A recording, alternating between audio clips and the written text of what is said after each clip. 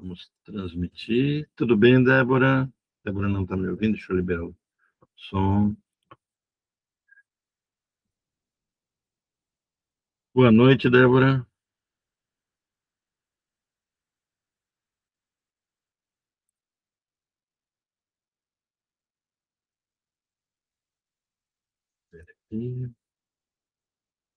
Nosso tema hoje é continuação sobre sexualidade,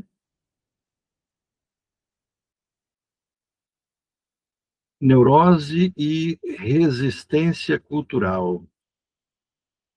Público, iniciando a nossa transmissão. Iniciar.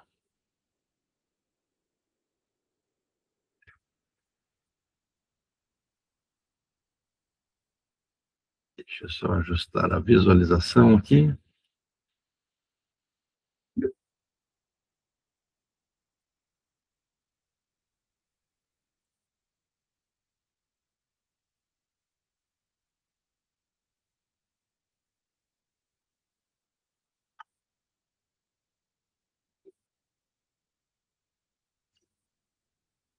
Deixa eu ver aqui.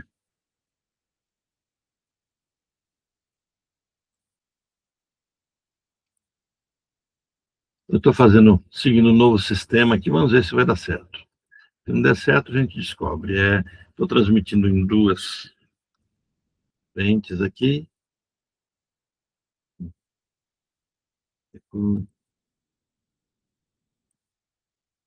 Português.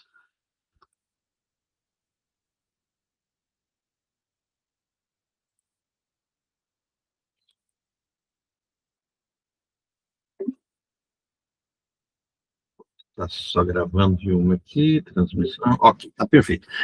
Tudo bem, pessoal? Pessoal do Instagram, Rosiane, Giovanni, Ivonelli, pessoal do TikTok também está entrando. Hoje nós estamos numa continuidade daquele nosso texto, o capítulo 4, sobre Freud falando sobre análise leiga. Falávamos na semana passada na questão da sexualidade, e a gente trouxe algumas coisas bem polêmicas, até vou subir o texto aqui, pessoal, dá uma olhadinha no YouTube. Vamos subir o texto.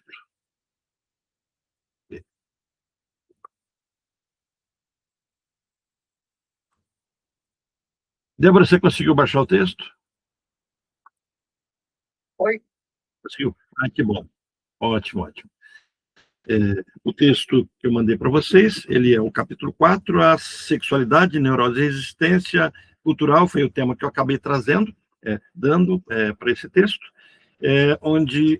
por que a gente colocou essa questão da sexualidade? Na verdade, eu ia colocar assim, entre Sila e Caríbides, né? Sila e Caríbides, duas figuras mitológicas gregas, Sila, um monstro de 6 cabeças, Caríbides, um local onde um redemoinho onde os navios gregos afundavam, de um lado ou de outro. É como se a gente estivesse dizendo assim, entre a faca e a espada, entre a cruz e o punhal, entre a bigorna e o martelo, né? Então, quando a gente começa essa discussão, deixa eu só transferir para cá, a gente começa essa discussão, a gente acaba trazendo como se fosse um local, interfiro muito ou não interfiro nada? A gente vai entender daqui a pouco, vai ter sentido daqui a pouquinho para vocês o que é isso que eu estou falando, interfiro muito ou não interfiro nada.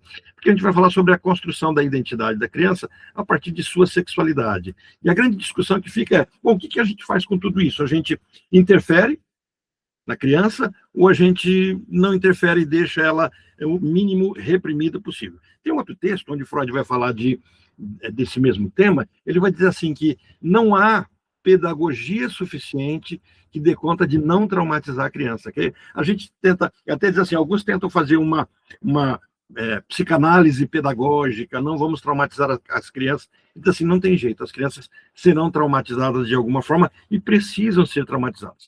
Mas na discussão da semana passada, quando a gente começou a falar, vou só ler o iniciozinho do capítulo da semana passada, para a gente avançar já na parte final, que é o nosso tema de hoje. Ele diz assim, às vezes pareceu estranho, seco e obscuro, mas sempre foi Se posso usar o termo limpo. Aqui, ele introduz a discussão de que a psicanálise lidaria com aquilo que não é limpo, aquilo que é sujo, e começa a falar sobre a sexualidade. E no argumento que a gente viu na semana passada, ele está trabalhando aquele argumento de que, já que a psicanálise trabalha com intimidades, não seria o médico, lembra? Nós estamos tratando exatamente dessa discussão. O médico é aquele que naturalmente deveria trabalhar com a psicanálise? Então, não deveria, então, ser os médicos que trabalhariam com esse tema, uma vez que ele está trabalhando com intimidade, e só os médicos, de fato, têm esse acesso livre à intimidade do ser humano, a falar dos genitais, a tocar nos genitais. E Freud começa a discutir isso. Em determinado momento dessa discussão, ele traz a seguinte questão: você acha que a sexualidade surge quando? E ele diz, bom, nesse interlocutor fictício, ele diz assim, surge na puberdade, na adolescência? Ele diz, não, a sexualidade é constituída na primeira infância. E toda a constituição é feita com um hiato, com espaço entre a primeira e a segunda infância. Então, ele começa a trazer esse ponto de discussão. E é aí que nós paramos, né? Nós paramos, eu já vou checar o texto, avançamos tudo isso aqui, e aí nós começamos nesse ponto aqui. Eu marquei para a gente não se perder. Ele comenta, naturalmente, a vida sexual da criança é diferente dos adultos. A função sexual faz um desenvolvimento complicado, desde o início até a forma final que nos é conhecida. Cresce a partir de numerosos instintos parciais, com metas particulares, e passa por várias fases de organização. Falávamos também na semana passada que, quando a gente fala de sexualidade infantil, a gente fala de um corpo que se organiza na sua sexualidade. E é por isso que vem a questão de que quem libidiniza o corpo são as figuras parentais, pai e mãe. Claro que sempre o pai e a mãe, os cuidadores, com ternura, e a criança com o erótico. Até eu sempre brinco que entre casais não deve haver o terno, a ternura, mas deve haver o erótico, o sensual. Quando a gente caminha para essa noção de ternura, isso é um processo sublimatório da energia da sexualidade. Então, nós não temos ternura e sensualidade juntos. Por isso, muitas vezes, a sexualidade ela é vista como agressiva. E por isso, muitas vezes, o outro lado se sente ultrajado de alguma forma num relacionamento ligado à sexualidade. Então, como dosar essas duas situações? Ternura e sensualidade é o que muitas vezes se discute. Avançando ainda no texto, ele começa a fazer a constituição daquilo que é masculino e feminino. Teve a pergunta do Fábio na semana passada, onde ele dizia assim, espera um pouquinho, como é que se constrói, como é que esse caminho de que Freud chama de bissexualidade, você fala de uma monossexualidade? Aí a gente explicou também na semana passada sobre isso, e aí ele vai dizer que nesse trechinho, sobre conteúdos, manifestações e atividades desse primeiro período da sexualidade, quer dizer, do nascimento até os 5 anos de idade, haveria muitas coisas a dizer que contrariam a expectativa. Por exemplo, você ficar espantado em saber que, frequentemente, os meninos pequenos têm medo de serem devorados pelo pai. E aí é interessante que Freud começa ele começa a fiar-se, a vincular-se, a argumentar a partir de mitos, de contos de fada e da clínica. São esses 3 pontos que ele traz. Né? Então, ele diz assim, como é que eu sei disso? A pergunta que a gente poderia fazer, como é que Freud sabe que a sexualidade começa no nascimento e que, em determinado momento, a criança tem medo de ser devorada pelo pai, pela figura parental, né? Em especial pela figura masculina? E ele vai dizer, bom, a gente vê isso nos mitos. Zeus vê o seu pai, Cronos, devorando seus irmãos. Cronos também fez a mesma coisa com seu pai. E depois Zeus faz a mesma coisa, e ao enfrentar o seu pai, ele corta seus genitais, castra. E depois, aí ele vai dizer assim,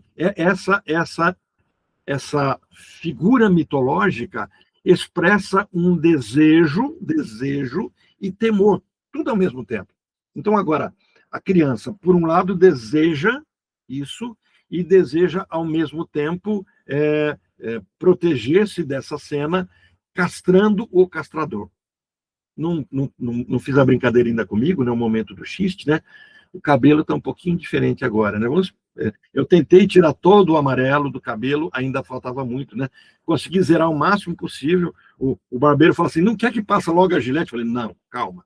Vamos exagerar. Não, então, passar só o número 4 aqui, 2 e 1 aqui. Pronto, fica a gente com um corte aí meio de soldado, fica parecendo que a gente virou militar, a gente brinca um pouquinho com isso, mas essa cena traumática vai se passar, vai se dissolver, vai ficar só no imaginário popular. Né? Já não dá mais para a Sônia fazer o desenho do Supla, né? Agora vai ter que ser uma outra coisa. Né? Mas eu percebo que com a luz aqui, ele está um pouquinho esbranquiçado, mas com a luz ele está amarelado, né? Então ainda estou um pouquinho loiro. Tá vendo, Débora? Já não está mais vermelho. Já está melhorando. Tá melhor. Voltando para o assunto sério, deixando esse momento oswaldiano de lado, né? Então ele vai dizer assim: ele vai começar a trazer várias coisas. Ele vai dizer, ó, o Deus Cronos devora os filhos, como deve ter parecido estranho esse mito, quando o ouviu pela primeira vez, mas acho que nenhum de nós pensou sobre ele então. Né? Hoje podemos recordar, e ele começa a trazer contos de fada. Ele vai dizer assim, como, por exemplo, o lobo, né, em Chapeuzinho Vermelho, em outras situações, onde o lobo devora as crianças, alguma coisinha assim, né? Eu sou lobo mau, lobo mau, lobo mau, eu pego as criancinhas para fazer mingau. Quem é a figura do lobo mau? É a figura do pai, do avô, do pai, que está nesse local de devorar. E aí Freud vai fazer uma separação entre complexo de castração e complexo de Édipo. E ele vai dizer assim que o fomento, o material para a construção, para a superação do Édipo, isso é importante porque as pessoas fazem uma confusão imaginando que o complexo de Édipo, todos são submetidos a ele e sucumbem a ele. Não, nós superamos o complexo de Édipo. O complexo de Édipo é exatamente essa paixão que o menino e a menina têm pelas figuras parentais, e essa paixão é tão grande, esse vínculo é tão grande, que ele impede que essa criança de 5 aninhos tenha vida própria. A tendência é que essa criança fique presa à mãe, e a tendência é que essa mãe mantenha também preso esse menino, essa menina a ela. Quando surge esse complexo de Édipo, ele precisa que o complexo de castração esteja instaurado. Todo mundo fala de complexo de Édipo, e se esquece que o complexo de Édipo só tem sentido, só é superado diante do complexo de castração. Esse é o ponto que o Freud está trazendo aqui. Ele diz assim que o Deus Cronos, né, devora seus filhos. Como deve ter lhe parecido estranho tudo isso? Mas por que é estranho? Lembra que Freud sempre fala que o inconsciente é confrontado como um estranho infamiliar, que nos acompanha o tempo todo, que somos nós mesmos, mas que nós o desconhecemos. Então ele vai dizer assim, que quando essas histórias são estranhas para nós, e ao mesmo tempo nós nos aproximamos dela, é porque elas falam de alguma coisa de nós mesmos. Né? Ele vai avançando e vai dizer assim, a mitologia e o mundo das fábulas só se tornam compreensíveis, agora é um ponto bem relevante, quem fez comigo o curso sobre o mito, sobre os contos de fada, vai lembrar bem disso. Falando em curso, chegou para mim aqui o livro, o pessoal que fez o curso comigo sobre a árvore e o trauma já vai receber em casa, essa semana eu já faço pedido, estou terminando só de ver se a edição ficou de acordo, né? Esse é o primeiro exemplar, e aí eu já vou encaminhar para o pessoal que fez o curso sobre a árvore e o trauma. Está na plataforma também, os que quiserem adquirir ali podem fazer esse caminho, ou comprar o livro, está na Amazon e na Wiclap. Também. É um livro prático, interessante, vai ensinando a trabalhar com a questão do desenho da árvore. Voltando para o nosso assunto, saindo desse momento de divulgação comercial, propaganda. Então, ele vai dizer assim, a gente só vai conseguir compreender, de fato, os mitos mediante, gravem isso, gente, mediante conhecimento da vida sexual infantil. Ele está dizendo assim, para você entender os contos de fada, Pele de Asno, para você entender, por exemplo, o conto de fada João e Maria, João e o Pé de Feijão, para você compreender de fato, você tem que entender da essência da sexualidade da criança. Vou dar um extratozinho simples, né? João, do João e Pé de Feijão, precisa ir à cidade para vender a vaquinha. Né? Vaquinha que lhe dá leite. Ele vende a vaquinha trocando-a por sementes. Né? E aí ele volta, a mãe o recrimina. Como é que você vende uma vaca que dá leite por algumas sementes mágicas? Dá uma bronca nele, ele fica chateado, vai dormir e as sementes caem no chão e elas constroem uma árvore que o leva a um enfrentamento de um grande gigante que é protegido, que tem uma esposa que protege ele, um gigante, protege, a esposa protege ele, e ele encontra uma musa inspiradora, uma princesa que virou harpa. Ali ele enriquece, ele precisa cortar esse pé de feijão, matar esse gigante, para dar conta de ter a sua esposa. Bom, quem conhece da sexualidade infantil vai perceber que esse mito nos conta exatamente da aventura de um menino enfrentando, por deslocamento, a figura do pai, o grande, o gigante, aquele que está lá em cima. E esse enfrentamento desse pai acaba sendo exatamente por meio da sua masculinidade, da assunção, da aceitação de que ele é aquele que produz uma semente, né? A palavra parece sonoramente com alguma coisa para você. Semente, né? Então, esse semente, é despejado no chão por esse menino agora adolescente. Nós estamos vendo o segundo momento do enfrentamento edipiano, e aí Freud vai nos dizer que o Édipo é enfrentado em 2 momentos. Ele é constituído pelo complexo de castração, e depois nada, ele retorna com toda a força, né? Então, não será menor sua surpresa ao ouvir que a criança do sexo masculino sofre do medo de que o pai lhe roube o membro sexual, Freud dizendo. De maneira que a angústia de castração adquire forte influência no desenvolvimento do seu caráter e na decisão sobre sua orientação sexual. Gente, isso é tão forte na constituição do nossa personalidade. Quando Freud fala aqui de caráter, não vamos entender o caráter como alguma coisa de mau caratismo, bom caratismo. Não vamos entender o caráter aqui como o comportamento na descrição da virtude, né, do virtus e do vício, né? Não é desse caráter. Não estamos falando de uma paideia, de um grupo de normas, né, que dizia o que é virtuoso ou não. Não é do caráter do bom e do mal, mas é de uma personalidade, uma característica que se forma. E as características que se formam a partir da psicanálise são praticamente básicas. Diante da cena da ameaça de castração, agora o menino se vê na possibilidade de se construir um psicótico, um neurótico, um perverso. Diante dessa cena. E como é que ele vai fazer isso, né? Ele vai fazer esse caminho de se perceber psicótico no momento em que ele não consegue enxergar um limitador entre ele, o acesso dele à figura da mãe. Então, ao não ter um limitador, não ter alguma coisa que o impeça, ele continuará preso à mãe. Isso o impedirá de construir uma característica autônoma, de ser detentor de um desejo, de ter um ego próprio, né? Uma defesa própria. Ele será aquele que sempre será defendido por aquela pessoa que exerce um papel de mãe, tá? A função de mãe, papel de mãe, desculpe, não função, papel de mãe, não precisa ser uma mãe, não precisa ser um pai, não precisa ser um homem, uma mulher, é alguém que exerce esse papel de um cuidador, que acolhe, que adivinha a fala, que pressupõe, que invalida o outro por entender que o outro é incompetente. Isso, então, formará um caráter psicótico. Para a psicanálise, o psicótico não é o que alucina ou delira. Quer dizer, alguém cujo caráter é de um ego frágil, fraco, que não se detém, não se mantém sozinho na vida. Precisa sempre do apoio de um outro que diga para ele o que ele deve ou não fazer. Tomar quais decisões. Então, a gente vai perceber que a gente tem psicose como estrutura, e nós temos psicoses como defesas. Essa é a outra grande confusão que as pessoas pensam, né? Quando a gente fala, fulano teve um surto psicótico, então a gente logo imagina que aquela pessoa é louca. Não, ele teve um surto. Ele perdeu a noção da realidade naquele momento, por algum motivo. Mas ele não precisa estar com o caráter da psicose. Já tem um outro grupo de pessoas que enfrenta, desafia, ele não reconhece a castração. E ao não reconhecer a castração, ele não tem motivo para romper com o seu desejo e simbolizar esse desejo. Ele tem acesso direto à mãe.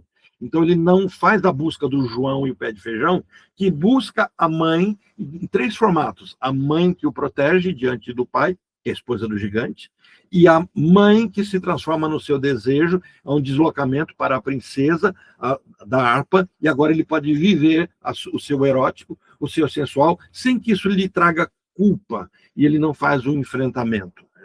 Ele desloca. Ele usa 2 mecanismos simples, que Freud chamou de condensação e deslocamento, e que Lacan vai chamar isso de metonímia e metáfora. Então, esses são caminhos da neurose. E aqui a gente começa a entrar no nosso ponto dessa semana. Porque Freud vai dizer assim, Todas as neuroses são constituídas a partir da infância. Você pega aquele cara ali de 30 anos que pifou, teve que ir para o psiquiatra, tomar antidepressivo, aquela outra pessoa começou a ouvir vozes, mas não era um louco, não estava tendo psicoses, mas sem ser um psicótico, ou aquela pessoa que perdeu começou a ter ideação suicida. Você pode imaginar que esse adoecimento surgiu por algum fato da sua vida adulta.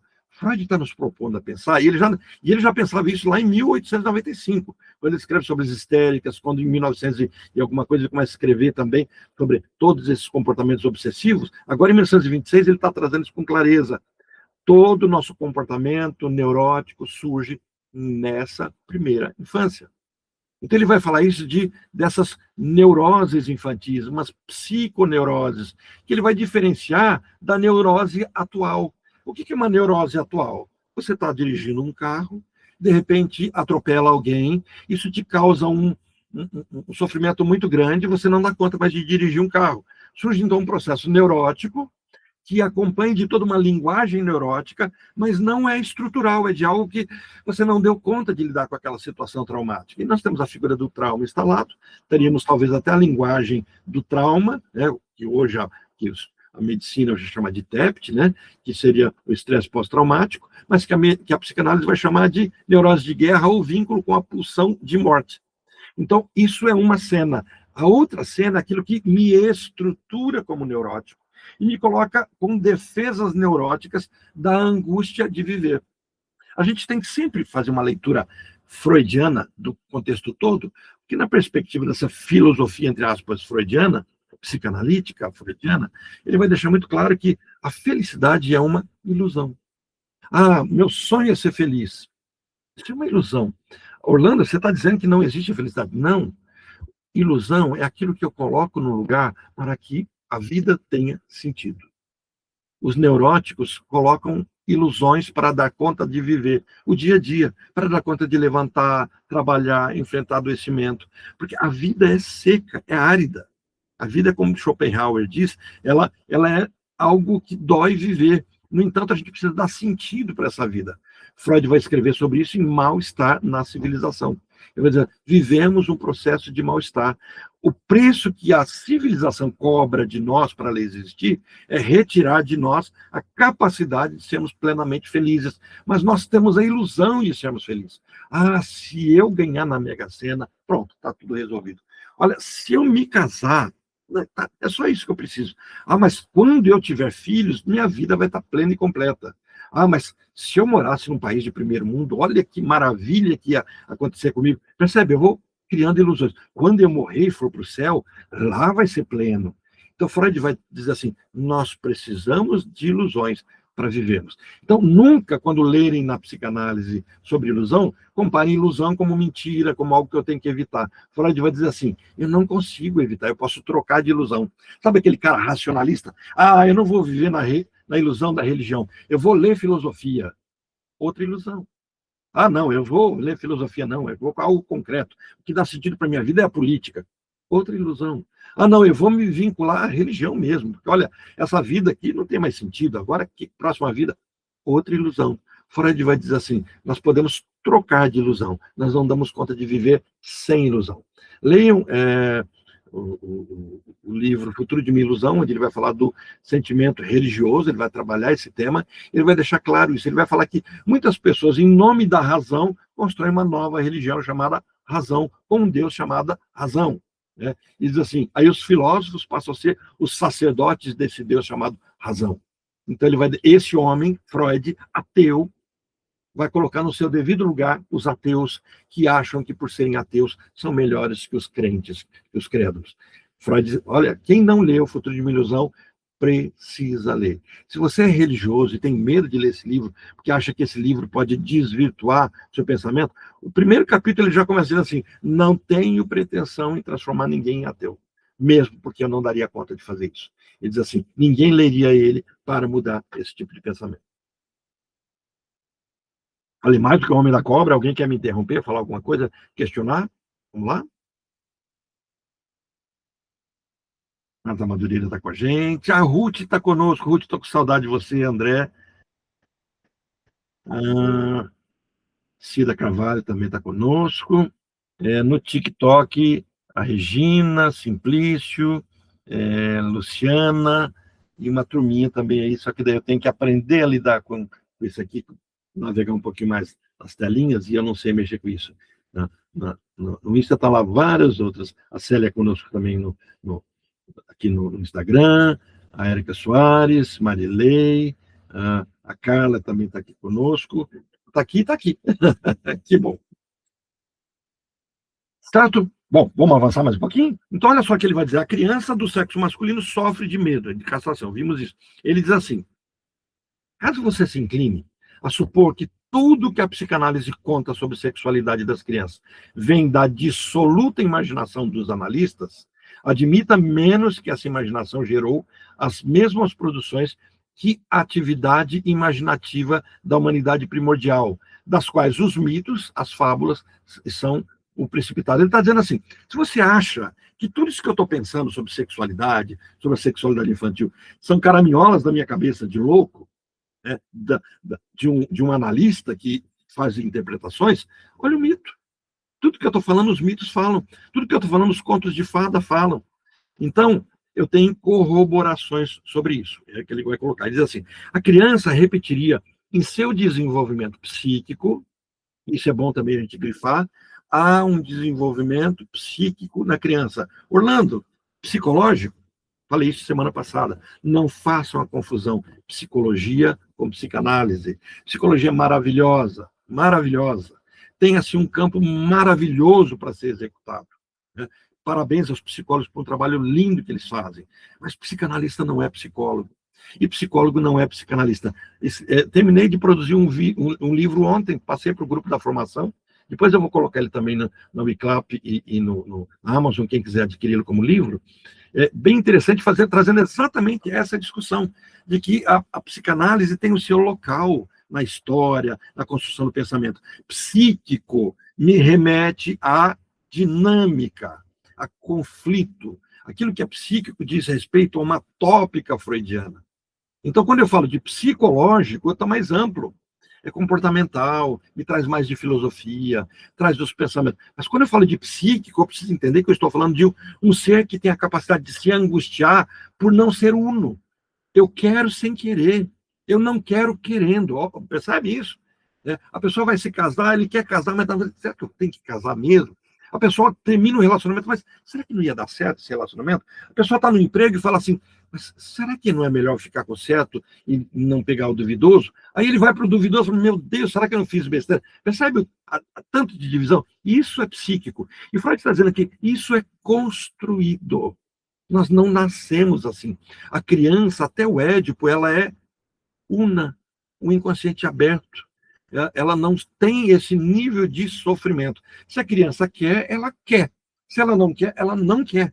O adulto quer não querendo, ou não quer querendo, ou quer ou não quer querendo muito. Processo defensivo, percebe? Isso é construído, na história nossa que nós nos construímos nessa indecisão. Queremos o que o outro quer, não porque queremos. Ou queremos e não queremos que o outro saiba que nós queremos, escondemos o nosso querer. Ancorado, que Lacan vai chamar depois de falta, desejo, Freud vai chamar de excesso, né? São linguagens distintas. Então, quando a gente fala assim, a criança repetiria em seu desenvolvimento psíquico, gravem, em seu desenvolvimento de um ser dividido, angustiante, que vive sem saber o que quer, dessa confusão. Abreviadamente, a história da raça. Aqui ele está nos propondo pensar o seguinte, tudo que nós vivemos nessa construção psíquica é uma repetição do que aconteceu na história humana. Vivemos uma pré-história, uma história antiga, média, contemporânea. Então, todo esse processo de desenvolvimento da história, ele vai dizer assim, nós também vivemos. Por isso que os lacanianos depois vão se apropriar dessa ideia para entender que existe um lalear, um lalangue que se forma, uma linguagem que é só da criança e da mãe, né? E a partir desse lalangue, dessa linguagem que é adivinhada, constitui-se uma forma de viver, de pensar, de falar. Depois começa uma criança que sai desse imaginário, isso é Lacan, tá, gente? Freud, desse imaginário que constitui o ego e caminha para um processo simbólico, que é a constituição daquilo que é chamado de ideal de ego, ou a formação a partir de um complexo de Édipo, que é a formação moral ou superegóica. Então, Lacan e os lacanianos vão pescar muito disso, que é o que Freud estava dizendo numa outra fala. Abreviadamente, a história da raça, tal como se dá com o desenvolvimento físico, como a embriologia reconheceu há muito tempo. Toda a ênfase recai sobre o membro masculino. E aqui é interessante que ele começa a nos introduzir o pensamento, ele começa a nos apresentar um pensamento que ele já tinha introduzido muito antes, que é da supremacia dos genitais. Nós temos uma tendência de imaginar que a sexualidade ela tem a ver com o sexo, com os órgãos genitais. E Freud vai dizer assim, isso é uma metáfora. Os genitais, eles condensam, e por um motivo muito simples. Toda a nossa organização sexual, sensual, psíquica, começa da oralidade, caminhando por aquilo que ele chama de analidade, e fechando naquilo que ele chama de genital.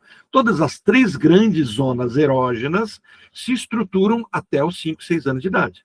Depois tem a latência, e depois, na adolescência, não vem mais uma só, vem todas as 3 numa supremacia da genitalidade. Então, o adolescente vem com uma supremacia sobre o genital, mas ele carrega o oral e o anal no genital. Então, por isso que é a supremacia dos genitais. E ele diz, de onde origina-se isso?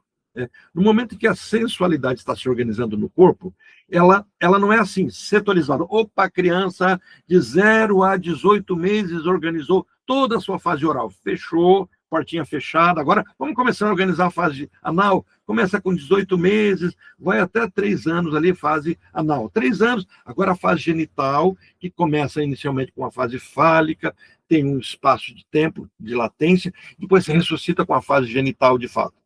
Não é assim. A criança já tem tudo isso dentro dela. Só que nada disso está organizado. Nada disso é percebido. Sabe? Está tudo ali, mas sem ser percebido. E a criança começa a organizar. Quando ela termina de organizar a sua zona oral, o erógeno, o erótico, no conteúdo da oralidade, e a gente pensa oralidade só boca. Não. É boca, é dente, é língua, é cheiro, tudo que está ligado a esse aparato oral. Né?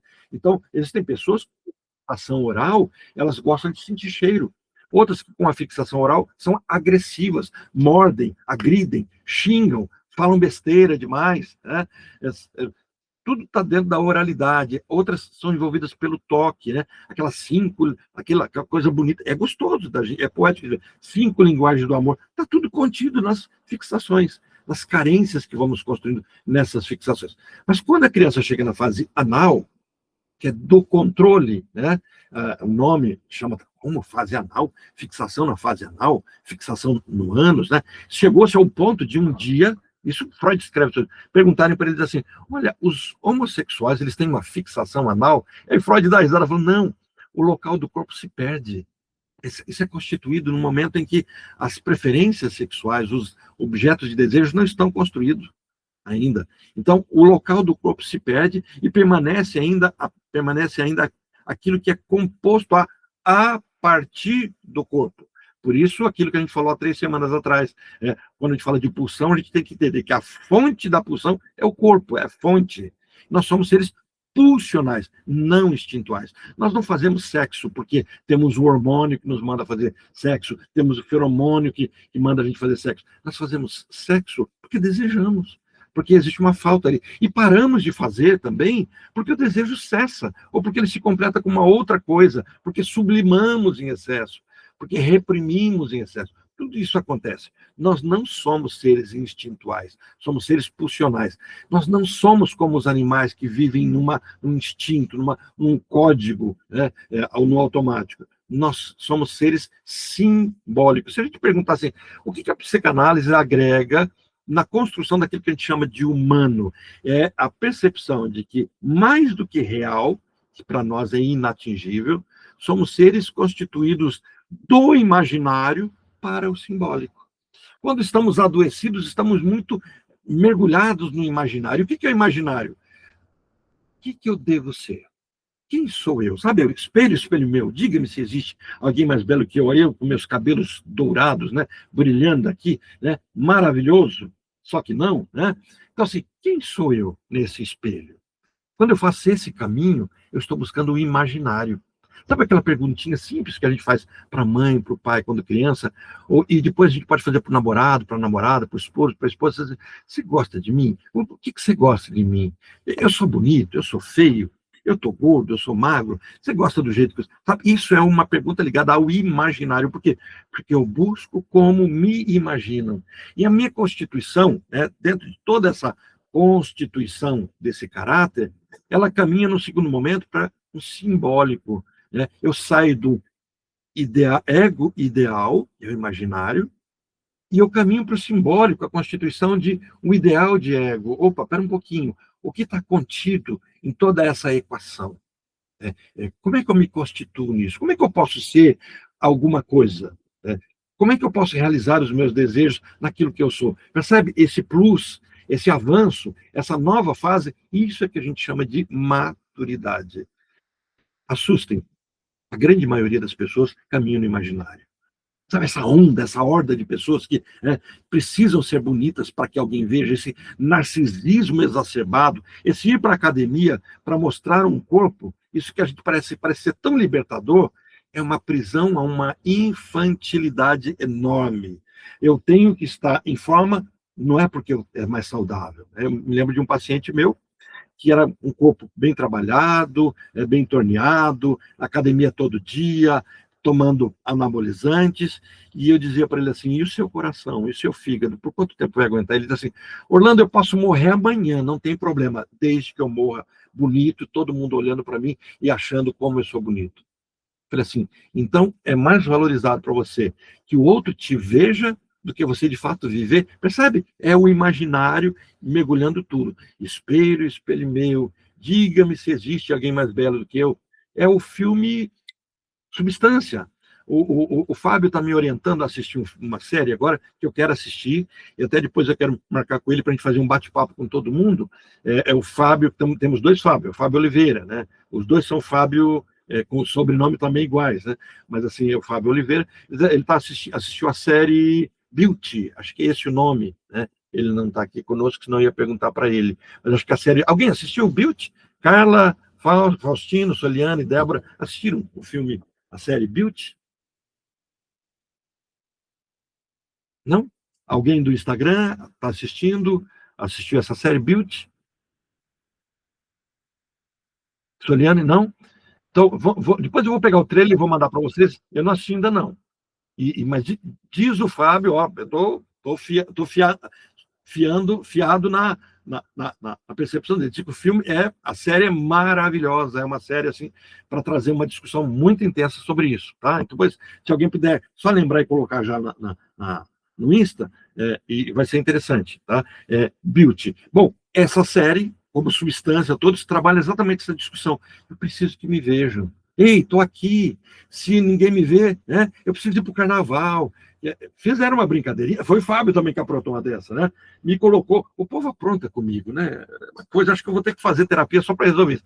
Já me colocaram com cabelo de supla. Agora o Fábio me colocou numa. Eu vou mandar para vocês, só para vocês darem um pouquinho de risada depois para o pessoal da formação, da supervisão. Só na supervisão que eu me atrevo a mandar isso, né? O Faustino mandou para a gente, está na Disney, né, Faustino, essa série. Eu acho que segue talvez a mesma perspectiva do filme Feios. Eu até gravei um vídeo sobre Feios, né, também. Mas me fizeram aqui com a IA, o meu rosto colocaram lá dançando carnaval do Rio de Janeiro. Claro que eu tive que brincar com isso, mandei para a família, falar, ó, estou no Rio de Janeiro, né? Mas o pessoal apronta com o Oswaldo. Orlando é intocável, né? Mas eles mexem com o Oswaldo e o Oswaldo entra na onda e fica brincando. Percebe? Isso é do imaginário. Quando a gente está fragilizado, é o nosso imaginário que se fragiliza. Então ele está dizendo, tudo isso é construído. E voltando para o nosso texto, toda a ênfase cai sobre o membro masculino, todo o interesse se volta para a questão de saber se ele está presente ou não. Então um menininho ali de 4, 5 anos, ele está preocupado com o pipizinho dele. E o pai, alguém falou, vou cortar, Ó, cuidado, tira a mão daí. E aí fica a questão. E a menina está no mesmo caminho. Por quê? Porque ela sente, ela acha que ele vai crescer de alguma forma. A fantasia existe que ele vai crescer.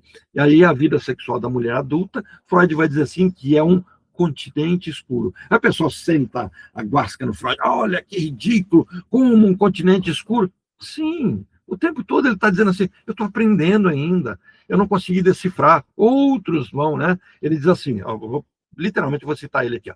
Não precisamos nos envergonhar por essa diferença. Afinal, também, a vida sexual da mulher adulta é um dark continent, continente escuro para a psicanálise. Mas notamos que a garota sente muito a falta de um membro igual em valor àquele masculino, considerando-se inferior por causa disso. Aqui Freud está fazendo uma análise do psíquico que permeia toda essa discussão da sexualidade, do império, né, do poder, do pênis, do falo e assim por diante.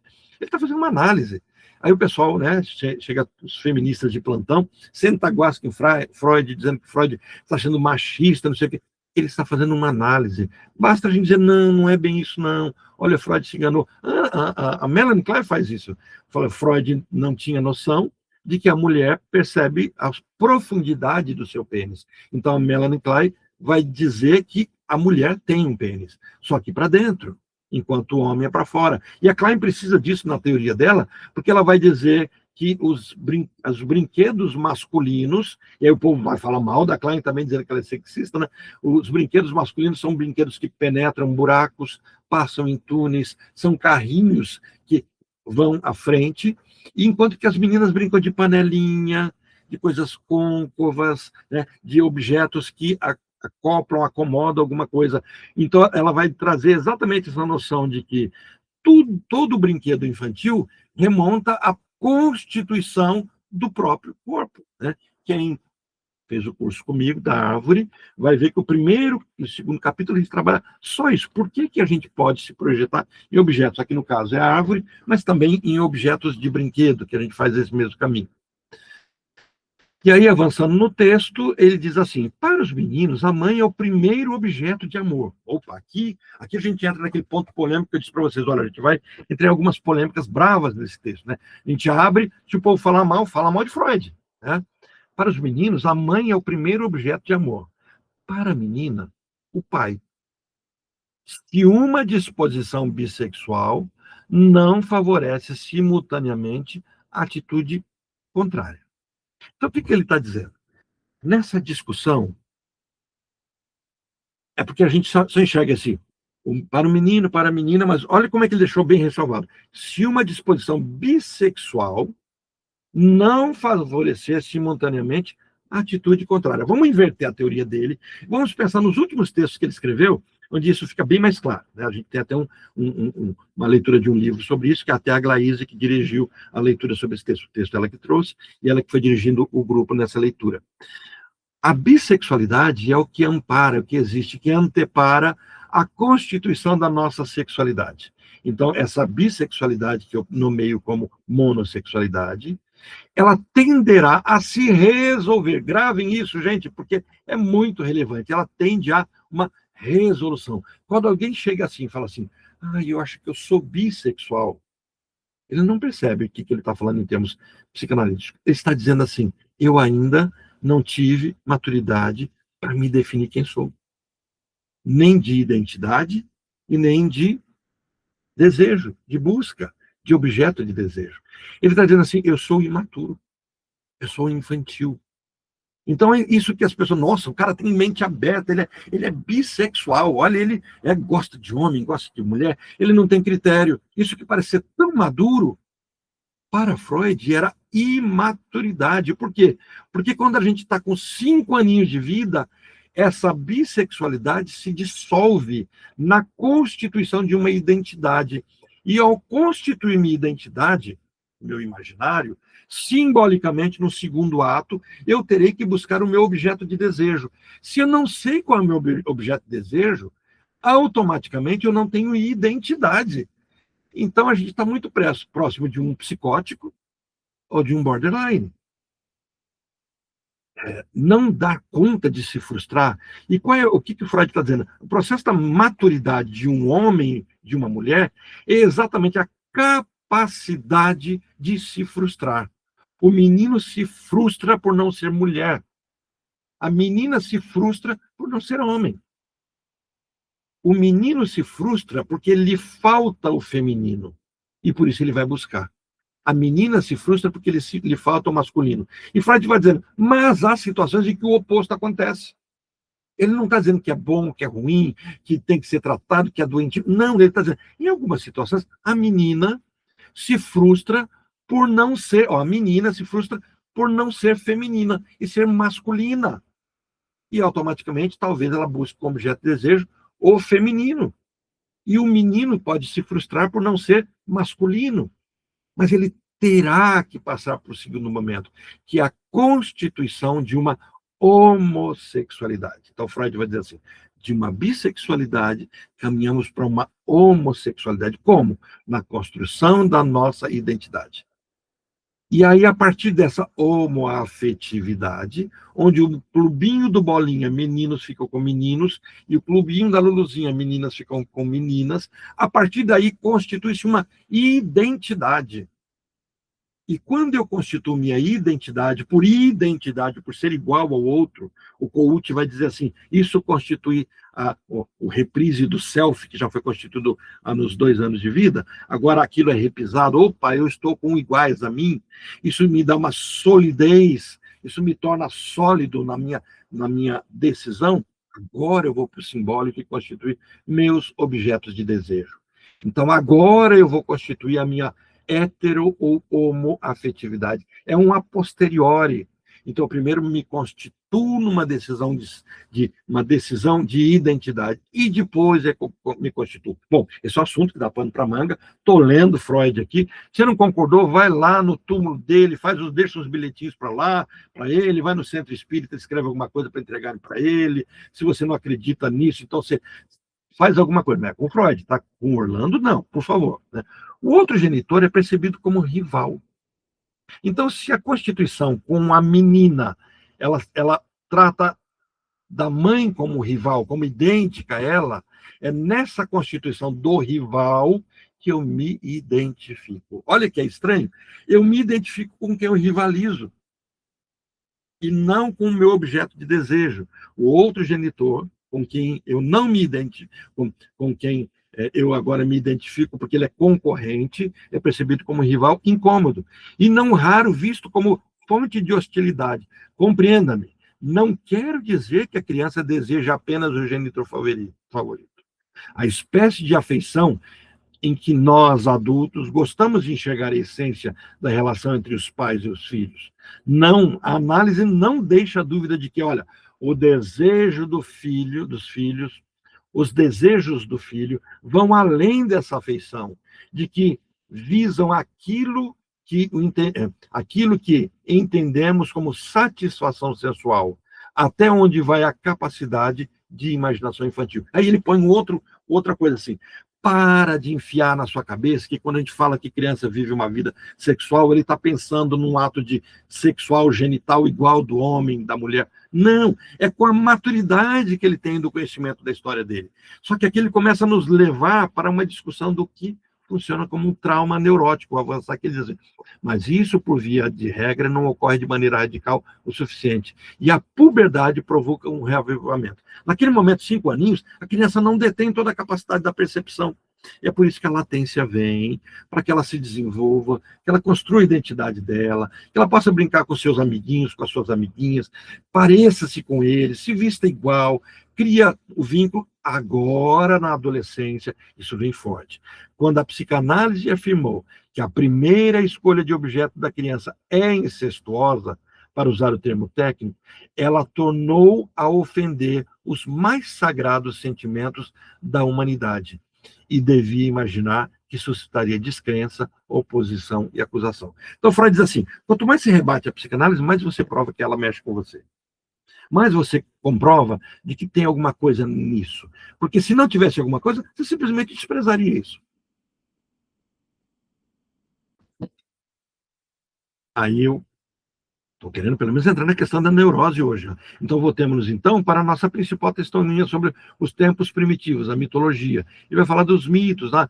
Foram feitas, isto sim, porque os desejos incestuosos são antiquíssimos. Ele está dizendo assim, você está achando que é um modismo, que é da época agora, do menino desejar a mãe, da menina desejar o pai? Olha os mitos. Nos mitos, você sempre vê a figura casamento entre pai e filho, histórias de contos de fada, entre irmãos, isso tudo permeia a humanidade. E aí entramos num ponto novo aqui. Ele diz assim, agora me diga, agora no bate-papo, aqui a gente já entra em algo que a gente não falou até agora.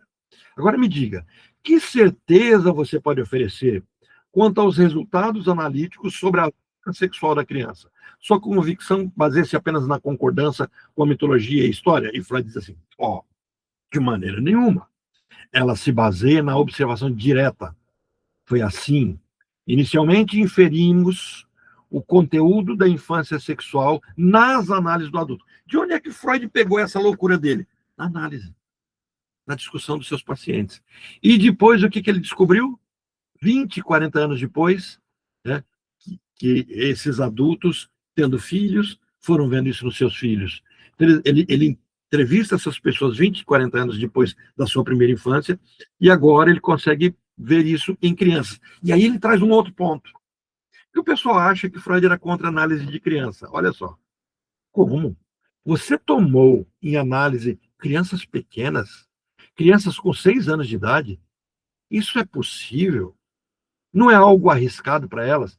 Gente, aqui ele está respondendo uma pergunta que muitos psicanalistas mais ortodoxos, tradicionais, vivem fazendo. A gente pode fazer análise com criança? Todo mundo joga na conta só da Melanie Klein, que conseguiu fazer a clínica com criança, da própria Anna Freud, que conseguiu fazer um tipo de clínica com criança, da François Doutor e assim por diante. Olha o que Freud responde. Olha essa mente brilhante que fala aqui. Pode ser feito sem problema. Se a pergunta é, mas a gente pode fazer análise de criança? Pode ser feito sem problema. É incrível tudo que já sucede numa criança de 4 ou 5 anos de idade. Ele está dizendo assim, você pode fazer análise de uma criança de 4 ou 5 anos de idade.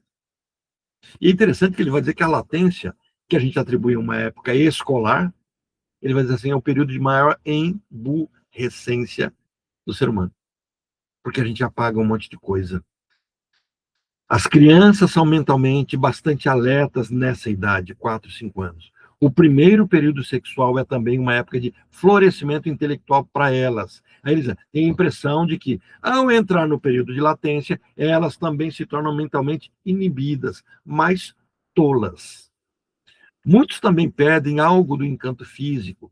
Quer dizer, do jeito que aquela criança perde aquele cheirinho de bebê, a forma toda bonita, angelical, agora com aquele corpo que começa a ser um pouquinho destituído de tantas belezas, ele vai dizer assim, também do intelecto. E dizem, é possível que futuramente adquira uma importância ainda maior para a teoria, seu valor é indiscutível. Ele está falando de análise com criança.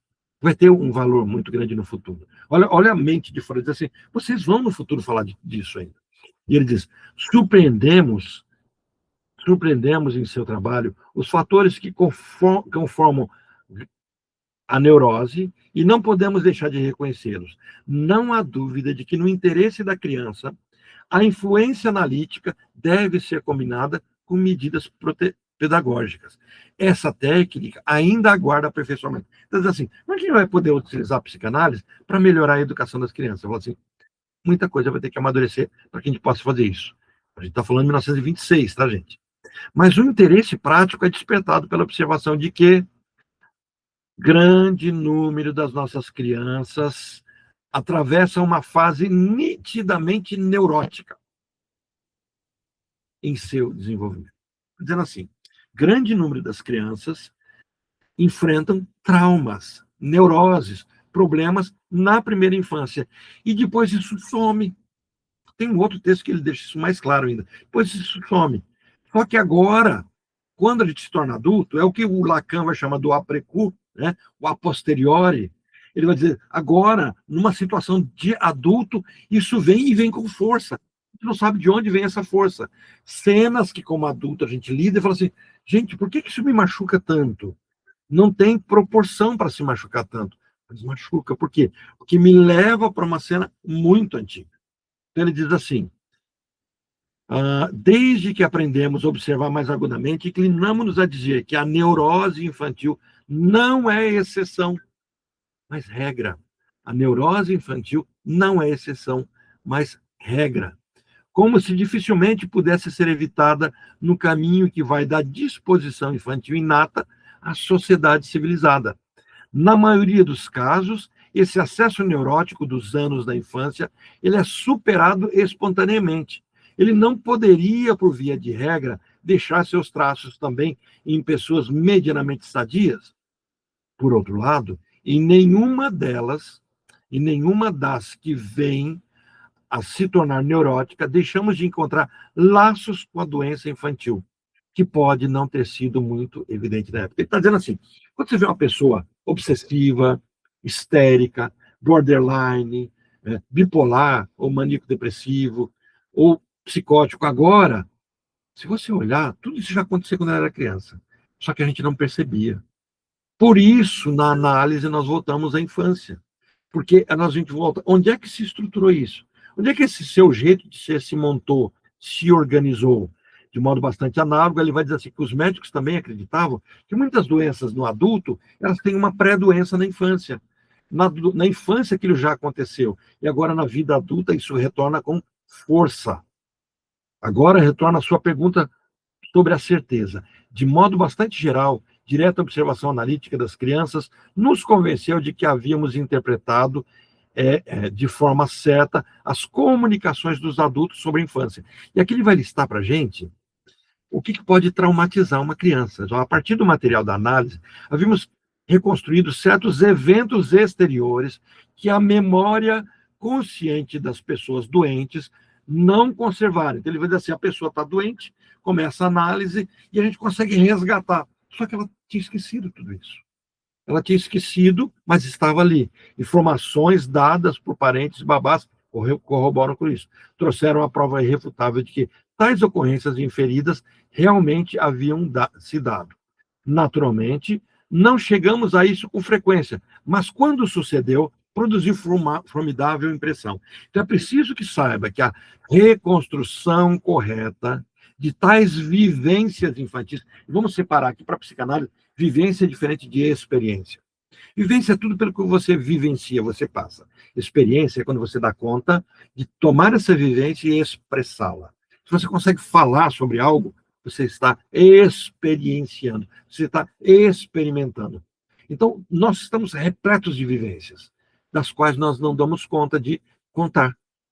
Só que essas vivências experienciadas, experimentadas, faladas, elas passam a ter um outro sentido. É preciso que saiba que a reconstrução correta de tais vivências infantis esquecidas tem sempre um grande efeito terapêutico. Admitam elas ou não a confirmação objetiva. Aqui Freud nos apresenta algo que na supervisão a gente tem discutido muito, que é a construção. Mais do que a interpretação, o analista é aquele que constrói. O analista não é aquele que interpreta apenas, ele constrói uma história dentro de um vazio. Então, a pessoa vai para a análise com um sofrimento e muitas vezes ele talvez nunca vai resgatar de fato a fonte daquele sofrimento. O analista é aquele que, ao enxergar isso, ele propõe uma construção.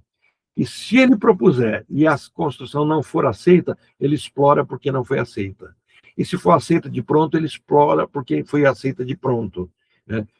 Tais acontecimentos devem sua importância naturalmente ao fato de terem ocorrido tão cedo, num tempo que ainda podiam atuar de maneira traumática sobre um ego, um eu frágil.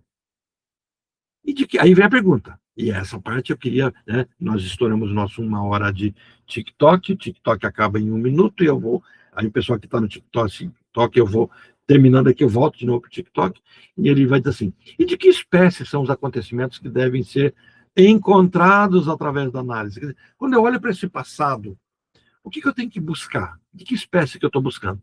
Ele vai de vários tipos, e ele começa a listar. Bom, em primeiro lugar, impressões capazes de influenciar de forma duradoura a nascente vida sexual da criança.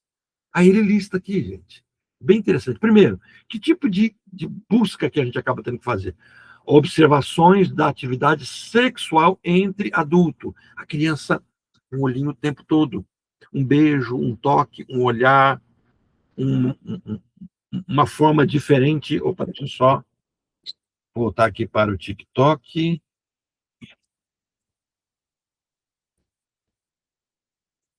De live 3, 2, 1. TikTok, para quem estava no TikTok, não perder nada do que a gente estava falando. Segundo ato, né? TikTok, segundo ato. Então, assim, as experiências sexuais dos adultos, a criança observa. Aí o grande problema, né? A gente pega, deixa uma criança assistir um filme erótico, não, ele não está entendendo nada ainda.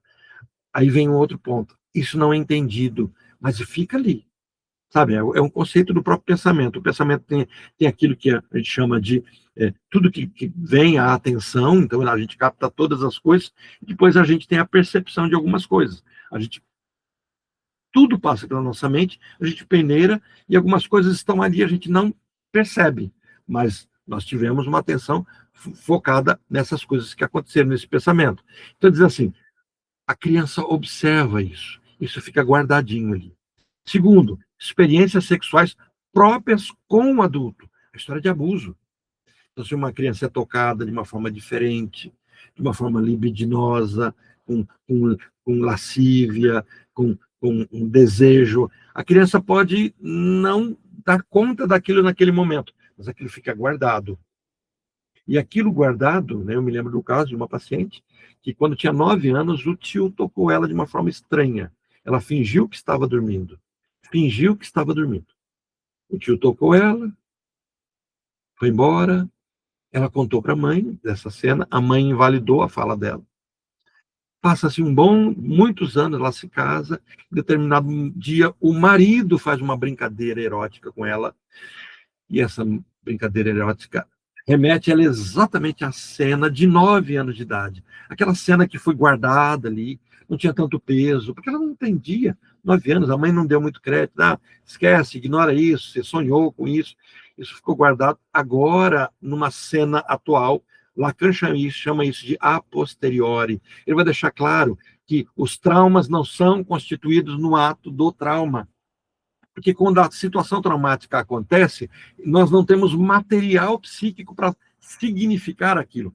E a gente vê com aquela palavra horrível de ressignificar. Não, nós sofremos porque não damos o verdadeiro significado das coisas. Está perdido. Uma criança é abusada e ela não tem sentido. Como é que ela descreve isso? Ela não descreve, mas fica guardada. Agora, uma nova cena que talvez não seja nem de um abuso, mas ela, por afeto, remete àquela cena. E aí agora aquela criança, agora aquele adulto, traz toda aquela onda, aquele sofrimento que estava guardadinho.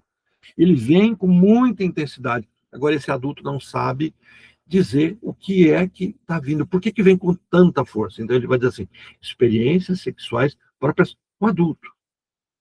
Diz, ou, letra C, ou com outras crianças, que não é tão raro. Crianças fazem brincadeiras eróticas, jogos de imitação, tudo isso está ali, e sem uma maldade, eu não quero trazer a palavra ética, né, moral para o conceito, mas sem um sentido ali para aquela criança. Está acontecendo, é um jogo.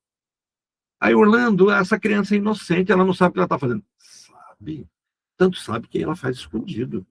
Ela não conta para os pais o que ela está fazendo. Ela faz a brincadeirinha com o coleguinha, vai no banheiro, um vê alguma coisa do outro ali, e ela não conta para o adulto. Então, ela sabe que o que ela está fazendo, o adulto recrimina. Ela não tem a noção de valores. Isso é certo, isso é errado, mas ela tem noção de que o adulto reprova isso. Então, ela reprime. O conceito de reprimida ela tem. Ou com outra criança, ocorrência nada rara. E, além disso, a escuta de conversas que a criança não entendeu na época. Olha a origem dos traumas, né? Ela não entendeu na época, falou alguma coisa, tocou um tema, um assunto. Não, ele não entende, não. Fala codificado, a criança está lá, o ouvidinho, fica guardadinho, não tem sentido ainda, né? Delas acreditando obter explicações sobre coisas misteriosas ou inquietantes. e também manifestações de atos da própria criança, que mostram que significativa postura afetuosa ou hostil para com outras pessoas. A gente está falando de sexualidade, mas de tudo, é de raiva, de desejar que morra, de tirar a vida, que não estivesse ali. O netinho do Freud, quando pegava o carretelzinho, jogava, falava, for, dá. Cada vez que ele jogava a mãe longe.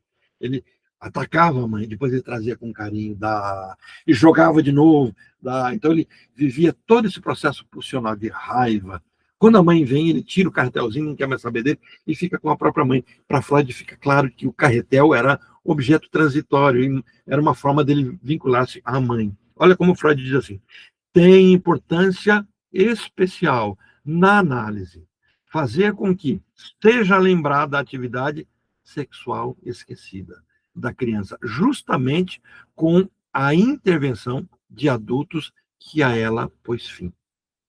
Adultos que a ela pôs fim. Quer dizer, o menininho está lá mexendo no genitalzinho dele, coçando, está ali desenhando sobre isso, falando besteirinha. O adulto não faz isso, é feio, é sujo.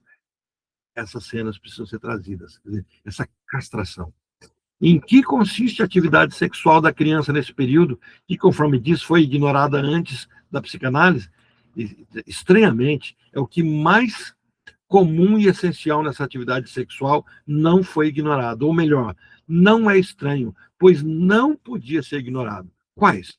Os impulsos sexuais da criança se expressam, sobretudo, na autossatisfação mediante o estímulo dos próprios genitais, da parte masculina deles na realidade. Dos próprios genitais. O que ele quer dizer da parte masculina deles na realidade? Porque para Freud, a menina tem a parte masculina do seu genital, do seu clitóris. Né? Ela tem esse prazer que Freud chama de masculino. Tanto é que ele vai dizer que aquela menina, claro que da época vitoriana, não dá para a gente trazer a mesma roupagem do século XIX e XX para a constituição dessa sexualidade nossa do século XXI, mas ele vai dizer assim que essa parte masculina a menina reprime, e por isso aquela menina do início do século XX não é uma menina que tem o costume de se masturbar de forma genital, mas é por outros formatos. Por quê? Porque é um horror ao masculino que ela carrega no corpo. É sobre isso que o Freud está falando. A extraordinária difusão desse mau hábito infantil sempre foi reconhecida dos adultos, sendo ele visto como um grave pecado severamente castigado. Mas não me pergunte como essa observação das inclinações imorais das crianças, pois estas fazem isso porque lhes dá prazer. Olha a noção de que o prazer é errado, é sujo, não deve acontecer, e essa é a matriz de quando nós temos coisas boas, fala assim, vai ter problema. Sabe assim, você está muito alegre, cuidado que você vai chorar amanhã. Não faz muita festa não, porque toda vez que tudo está dando certo, alguma coisa vai dar errado. Quer dizer, nós criamos uma ilusão de que aquilo que é prazeroso é errado. Então, assim, de onde é a base disso? É de que quando nós éramos crianças, o autoerotismo, aquilo que nos dava prazer, era reprimido e tínhamos que fazer escondidos, exceto por deslocamento. Ninguém se incomodava da criança colocar uma chupeta na boca, mas se incomodava se ela tocasse no genital. Então, ela desloca o desejo por tocar o genital num objeto oral. Ninguém se incomoda se aquela criança come bastante. E agora, deixa eu só clicar aqui, agora essa criança que cresce aprendeu a lidar com seus prazeres de forma lícita, não recriminada, comendo, controlando, trabalhando, e se tornam alcoólicos, alcoolistas, né? Alcoólatras, alcoolistas, se tornam glutões, se tornam workaholic, se tornam agressivos.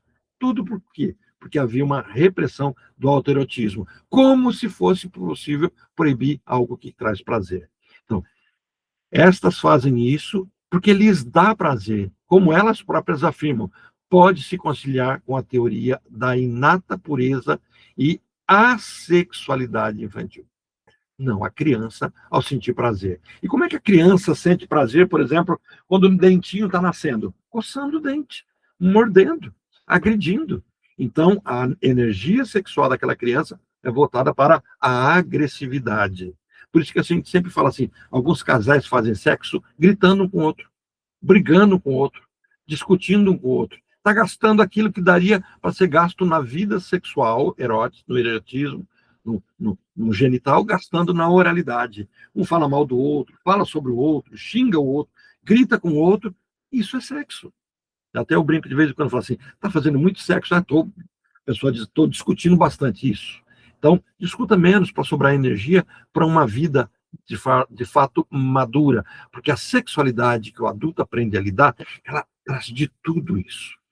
Deixe que os oponentes da psicanálise resolvam esse enigma. Como agir em relação à atividade sexual da primeira infância? Sabemos da responsabilidade que assumimos ao reprimi-la, mas não ousamos dar-lhe rédeas livres. E aqui ele vai nos trazer essa frase famosa, né? Ele vai dizer assim, não destaquei aqui, mas era para destacar, diz assim, há vários indícios de que nós achamos mais uma escolha entre Sila e Caríbides, entre o monstro de 6 bocas, 6 cabeças de um lado, e um monstro que tem um redemoinho na boca. Para qual lado a gente vai? Aqui nós morremos, aqui nós morremos. Né? Então, assim, o tempo todo nós temos que decidir, deixamos as crianças livres ou reprimimos elas? E ele diz assim, vamos deixar que os moralistas resolvam isso, porque a psicanálise ainda, naquela época, não tinha muita solução. Quanto a saber se os interesses estimulados pelo estudo da vida sexual do neurótico criam uma atmosfera favorável ao despertar da lascívia, isso é algo que eu prefiro deixar a seu próprio julgamento. Ele está dizendo assim, o fato da psicanálise discutir sobre a sexualidade, sobre esses temas tão densos da moralidade, faz com que as pessoas se tornem imorais? Ele diz assim, olha, não vou entrar nesse assunto, vou deixar para que você mesmo fique pensando sobre isso. Ok? Conseguimos fechar hoje, então, capítulo 4. Semana que vem a gente vai capítulo 5, com detalhe. Semana que vem nosso encontro acontecerá às 8 horas da manhã. Então, vamos ver se vai dar certo, se vai ter adesão. Se não tiver, a gente volta para o horário das 18 horas. Mas na semana que vem já começa a ser às 8 horas da manhã nosso encontro. Das 8 até as 9, a gente vai estar conversando sobre isso. Vai ser bom que todo mundo já terminou de tomar o café, já está com a mente mais tranquila, dá para a gente discutir bastante sobre isso. Querem comentar alguma coisa? Falar algo? Débora, Soliane, Faustino?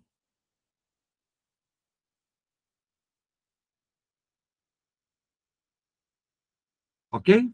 Fechamos, então? Pessoal, obrigado pela presença de vocês, obrigado por estarem comigo aqui para a gente construir essas discussões. E depois, mais para frente, eu vou passar. O pessoal que quiser, manda para mim uma mensagem. Eu quero o livro sobre a psicanálise e eu posso encaminhar o PDFzinho do livro que eu produzi para o pessoal que está fazendo a formação. Acho que vale a pena. É um livro que discute assim, ser ou não ser psicanalista. Por que eu posso? Como é que eu posso ser? O que se passa dentro? Sabe, aqueles momentos de crise que a pessoa tem. Você faz psicanálise, não faço? Faço psicologia, faço filosofia, vou virar coach. O que eu vou fazer da vida, né? Esse momento, eu escrevi um livrinho ali de 110 páginas para discutir exatamente isso. Então, esse livrinho, o pessoal começa a fazer a formação, ele é o livro introdutório, essa discussão tem a aula sobre isso, o pessoal da plataforma consegue acessar a aula e o material sobre isso. E aí, para você, se você tiver interesse, manda para mim pelo WhatsApp assim, quero o livro introdutório. Eu mando para você o seu WhatsApp para você poder estar lendo esse livro. Eu mando ele no formato de e-bookzinho, que você pode ler, tem até a arte dele bem bonitinho, formato de flip, acho que vale a pena. E aí, se quiser ele por escrito depois, eu vou deixar ele também lá na Amazon, vocês podem adquirir, ou na Wiclap pelo valor de custo, né? Não há lucro, é o valor só de produção mesmo do livro. Ok? Gente, obrigado. Espero que vê-los semana que vem com o cabelo um pouquinho mais branco, menos cor de gema de ouro. Um abração para todo mundo.